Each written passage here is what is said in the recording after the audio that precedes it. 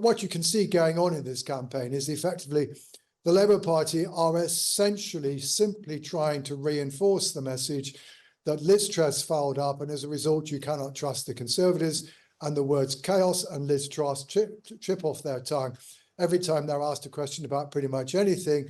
The Conservatives, in contrast, unsurprisingly, are saying, yeah, well, we made a few mistakes in the last 4 years, but here are a series of bold new policies that I think are primarily designed to appeal to their base in the hope that persuading them to look forward to the future, they may be willing to forgive what perhaps for some voters, or at least were the mistakes of the past. We are kind of 1 week in, and we need to have a look at the polls just to see, to get a sense of where things are landing. There was some very interesting polling released by YouGov this morning, which shows that the Labour Party now has a lead of 27 points.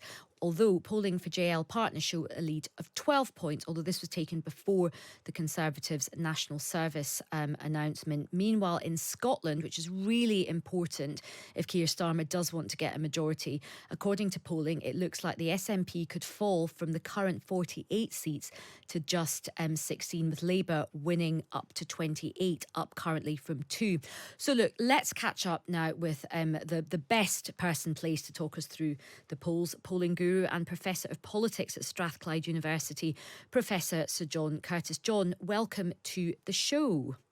Good afternoon to you, Aisha. So 1 week on, where are we with all the polls that are flying around? Basically, we are in exactly the same place as we were a week ago. We've had 9 polling companies that have conducted opinion polls since last Wednesday's announcement. Before that announcement, on average, the polls pointed to Labour being 21 points ahead, Labour on 44, the Conservatives on 23. 9 companies have polled since Wednesday's announcement. On average, they still have a 21-point lead. It's possible that maybe just the Conservatives are up a point, but if that's the case, it's also maybe just the case that Labour is up a point, but basically nothing has changed. And I think perhaps crucially from the Conservatives' point of view, what hasn't happened is that there is so far at least no discernible squeeze on the vote for reform. They're still running 11%, which is where they were a week ago. Maybe the Greens have eased a bit, but the truth is their rating was seemingly bolstered a bit by their performance in the local elections, and that may just now have worn off. So it's a warning that despite the best effort of our politicians on all sides, there is always a risk that election campaign is a lot of sound and fury signifying nothing. Yes, quite a lot of hot air, and it doesn't actually move the needle that much. And just look, talk us through how things are shifting in Scotland as well, because that is very important in this election.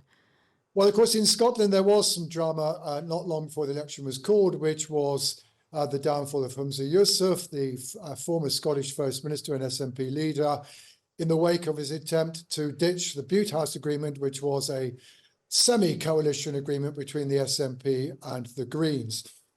That, in the end, saw Humza Yousaf resign in the face of a prospect that he would lose a vote of confidence in the Holyrood Parliament, with the Greens now being against him, and the installation of John Swinney. Well, the poll that came out late last night, together with others, suggests that in the wake of that whole development, the SNP have now clearly fallen behind Labour in terms of voting intentions for the first time. On average, Labour are about 5 points ahead. And that while John Swinney, the SNP leader, is less unpopular than was Humza Yousaf, he's still nothing like as popular as Nicola Sturgeon, who was the leader before Humza Yousaf. And it doesn't look as though simply putting John Swinney in place is sufficient to turn around the SNP's fortunes and the damage that was done to them by events before the Butte House Agreement, a fiasco, but certainly subsequently. And John, just going back to your point about how politicians try to move the needle in the short campaign, particularly with a policy announcement, and we're probably a couple of weeks away from the manifestos. But what are the kind of things that do move the polls in the short campaign? Is it an eye-catching policy announcement like national service? Is it the TV debates, or is it manifestos, or is it things that go wrong? What are the things that actually make a difference? The answer to you, Arisha, is potentially all but equally none of the above.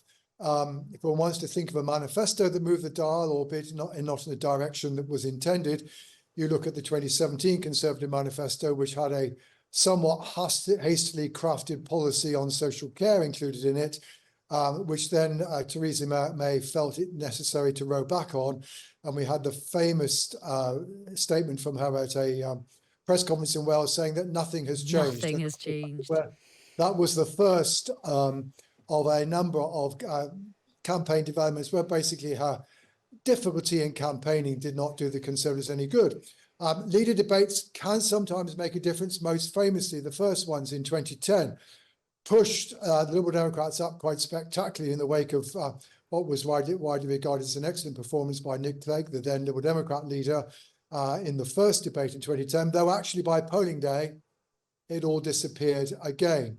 And yes, on occasion, developments can matter, going all the way back to February 1974, which was called in the wake of the 3-day week and a miners' strike. Well, in the middle of that, what was then called the Pay Review Board came up with a recommendation for what the coal miners should get that was rather more generous than Edward Heath, the then Prime Minister, had in mind. And that seemed to help to move the polls just sufficiently in Howard Wilson's direction for the Labour Party to form a minority administration. So the point is all of these things can happen. They're all of them potentially unpredictable, but equally also sometimes nothing in a campaign makes any difference at all. And I think certainly, what you can see going on in this campaign is effectively the Labour Party are essentially simply trying to reinforce the message that Liz Truss fouled up, and as a result, you cannot trust the Conservatives, and the words chaos and Liz Truss trip off their tongue every time they're asked a question about pretty much anything. The Conservatives, in contrast, unsurprisingly, are saying, yeah, well, we made a few mistakes in the last 4 years, but here are a series of bold new policies that I think are primarily designed to appeal to their base in the hope that persuading them to look forward to the future, they may be willing to forgive what perhaps for some voters, or at least were the mistakes of the past. And so from that point of view, I mean, and bearing in mind that it's not very often that this country elects a Labour Prime Minister. If Keir Starmer does get elected, he will be the 5th Labour Prime Minister to be elected in the last 100 years, and indeed ever. Aisha, we do not elect Prime Ministers. Okay.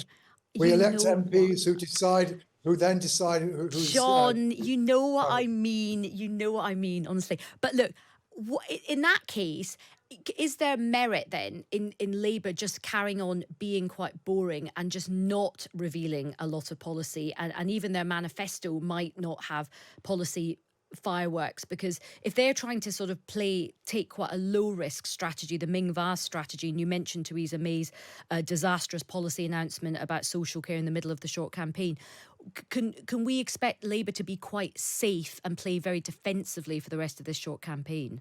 Well, I think certainly what does seem to be the case is that so far the Labour Party seem to be primarily repeating pledges that the party has already made in the past and recirculating them, whereas the Conservatives are frankly coming up with lots of new policies, trying to gain the initiative, trying to gain new ideas. I think the question that's going to be raised about the Conservative strategy is whether or not this is a continuation of a tendency under Rishi Sunak for them to come up with initiative after initiative after initiative, but the sum of the sum of the whole is the whole is less than the sum of the parts. I.e., it seems to be somewhat scattergun approach. That said, Labour, I think, have made what might be regarded as some bold promises, and the bold promises they have made are on taxation. They are essentially saying to the electorate that they can turn around our public services without increasing income tax, national insurance, or corporation tax. It simply can be done by increasing some taxes on people who either do things that most people don't like private schools, or people who have too much money, like non-doms. That, I think, in the long run, it's not necessarily a risky strategy for the election. It is potentially a risky strategy for government, because the fiscal finances are going to be tight. Okay. And by promising so many tax cuts, they are simply potentially tightening the noose that they will find themselves in if and when they manage to win this election. Absolutely, and that could have big consequences for public spending and public services. John, as ever, an absolute pleasure. Thank you so much. That's Professor Sir John Curtice, Britain's polling guru there.